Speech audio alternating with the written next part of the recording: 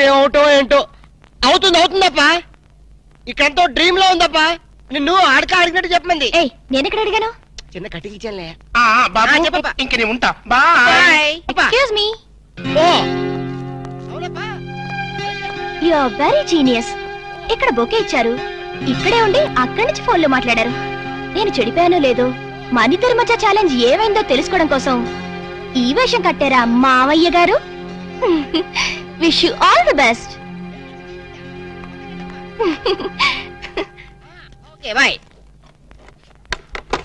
మీ డాడీతో మాట్లాడడం అయిందా? అయిపోయింది. నువ్వు ఆంటీతో మాట్లాడటం అయిపోయిందా? అది నాకు తెలుసు, నాకు అన్ని తెలుసు. ఏముంటో తెలుసా? మల్లెపూలు శోభనానికి వాడతారు. ఏముంటో తెలుసా? స్వీట్స్. శోభన స్వీట్ గా జరగాలని వాడతారనమాట. ఏమిటి తెలుసా? ఫ్రూట్స్. శోభన అయిన తర్వాత దీన్ని తింటారు. ఇవి కూడా ఆంటీని అడిగి తెలుసుకోవాలా? నాకు తెలీదా? నేను కోచింగ్ ఇవ్వలేనా? ఏమిటి స్పీడ్ రాము? ఈ వయసులో స్పీడ్ గా లేకపోతే ఇన్ ఫ్యూచర్ లో మనం బోల్తా కొడతాం. ప్లీజ్ నన్ను అర్థం చేసుకోరాము. నేను అర్థం చేసుకున్నాను, నువ్వు అర్థం చేసుకోవాలి బుజ్జి.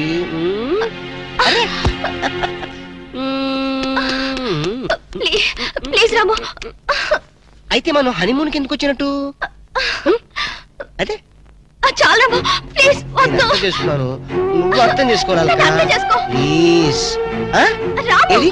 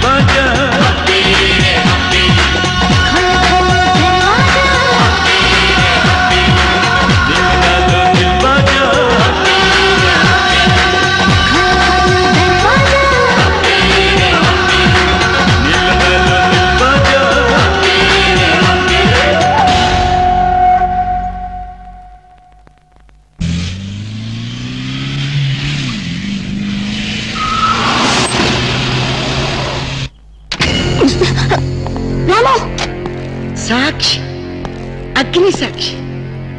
నిన్ను ఇక్కడికి ఎందుకు తీసుకొచ్చానో తెలుసా? భయపడ, నేను నిన్ను రేపు చేయను. ధైర్యంగా ఉండు. నేను నీ మొగునని నువ్వు చెప్పావు కదా. నీ మెడ నేను తాళి కట్టానని నా వెంట పడ్డా. నువ్వు కాదు, ఇప్పుడు నేను చెప్తున్నా. నువ్వు నా భార్య. ఆత్మసాక్షిగా ఒప్పుకుంటున్నాను. అగ్ని సాక్షిగా నీ మెడలో తాళి కట్టాను. కష్టసుఖాలు పంచుకుందామని, చావైన బతుకైనా కలిసి అనిపిద్దామని పెళ్లి రోజు ప్రమాణం చేసుకున్నాం కదా. నేను ఇప్పుడు ఆత్మహత్య చేసుకుంటున్నాను. మన ఇద్దరం కలిసి ఈ కొండ మీద నుంచి దూకాలి. నీకు తెలుసు కదా నేను ఒంటరిగా ఏ పని చేయనని. అందుకని నువ్వు నాతో కలిసి చావు. ఏ కంగారు పడతావే? చావంటే భయంగా ఉందా? తాళి కట్టిన భర్త కన్నా బ్రతుకే తీపిగా ఉందా? నీకు విషయం తెలుసా? సతీ సహకారం అని ఒకప్పుడు ఉండేది, కానీ ఇప్పుడు లేదు. ఇప్పుడు మనతో స్టార్ట్ అవుతుంది. బాగుంది కదా?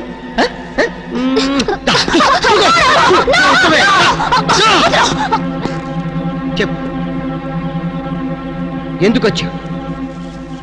నువ్వు నా భార్యని ఎందుకు వెంటపడుతున్నావు? ఎక్కడి నుంచి వచ్చావమ్మా? ఎక్కడిందా? పారించట. ఇది విషయం కాదు. ఇగో నిజంగా చూడు, బాగుంది.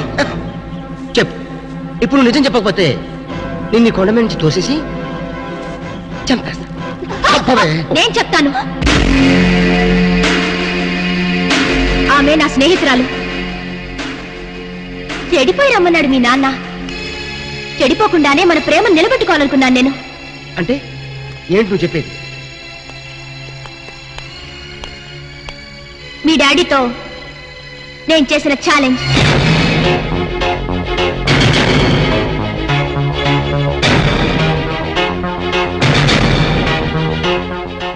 ఇప్పుడు చెప్పు రాము, నీకెంతో డబ్బుంది, కానీ నాకున్నది వల కట్టలేని అభిమానం, పోట్లతో కొల్లేని కన్నెతనం.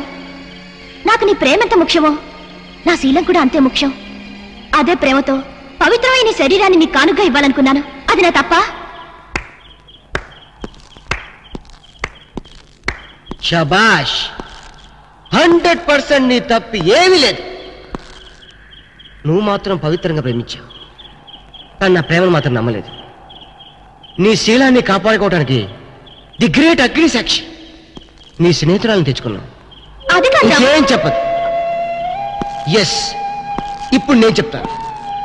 డబ్బే ముఖ్యం అనుకున్న మా నాన్నతో ఛాలెంజ్ చేశావు కాబట్టి నువ్వు నాతో హనీమూన్కి వచ్చావు. హనీమూన్కి వచ్చాం కాబట్టి ఇద్దరు ఒకే రూమ్లో ఉండాల్సి వచ్చింది. ఒకే రూమ్లో ఉన్నాం కాబట్టి సమయం చూసుకొని నేను నిన్ను రేపు చేస్తావు అనుకున్నావు కదా.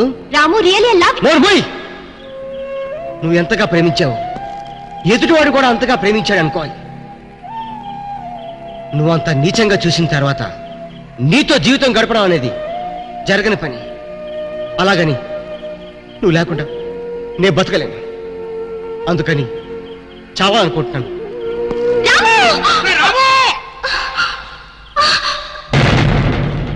ఏమిట్రా నువ్వు చేస్తున్న పని? ఏదైతే జరగకూడదు అనుకున్నానో అదే నువ్వు చేస్తున్నావు.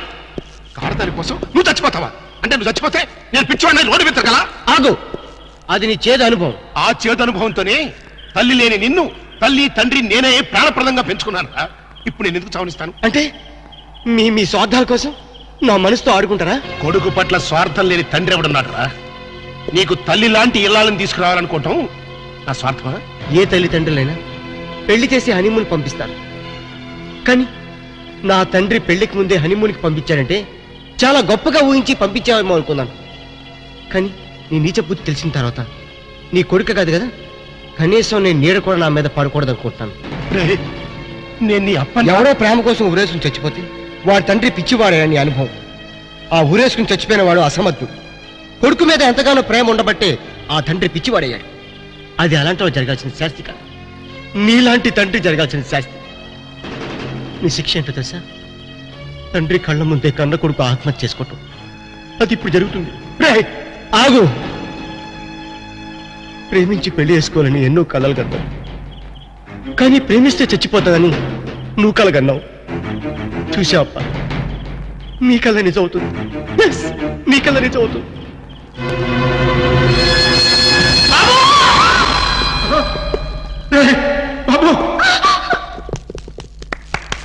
Very good, excellent, very good shot. Sorry sir, ఏమిటయ్యా ఫిలిం రన్అట్ అయింది సార్. ఫిలిం రన్ అవుట్ అయిందా? అవును సార్. ఏమిటయ్యా దూకక ముందు అయిందా, దూకిన తర్వాత అయిందా? మధ్యలో అయింది సార్. మధ్యలో అయిందా? బుద్ధుడు అసలు నీకు ఏమిటయ్యా నువ్వు చెప్పేది? అసలు నీకు బుద్ధుడా?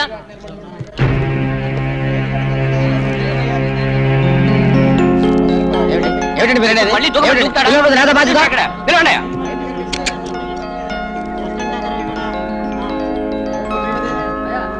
ఇప్పుడు మళ్ళీ దూకమని దూకుతాడా? ఏమిటండి చూడండి, మీకు కావాలంటే మళ్ళీ ఏమిటయ్యా నువ్వు చెప్పేది? ఏమిటండి డైరెక్టర్ గారు దూకింది మన హీరో కాదు సార్. అవును నిజమే. వీడెవడండి బాబు కష్టాల్లో క్లైమాక్స్ పెట్టుకుంటే మధ్యలో వీడు దూకేడేటి?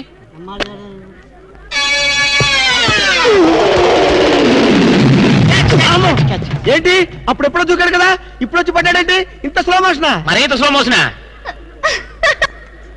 మరి క్లైమాక్స్ ఎలాగండి? ఇదే క్లైమాక్స్, ఇదే శుభం షాట్, 100 days గ్యారెంటీ. కొండ మించి దూకినప్పుడు ఎంత భయపడ్డానో తెలుసా? నేను భయపడ్డాను తెలుసా? ఎందుకు? ఎక్కడ పడతానేమో. అందుకే గాని ఒళ్ళో పడ్డా. అయిందా లేదా? అయిందా లేదా? అయిందా లేదా? ఇంతకీ అయిందా లేదా? అయిందా లేదా? ఏంది భయ్, అయిందా లేదా? అబ్బో ఈరోడు మధ్యలో. హలో,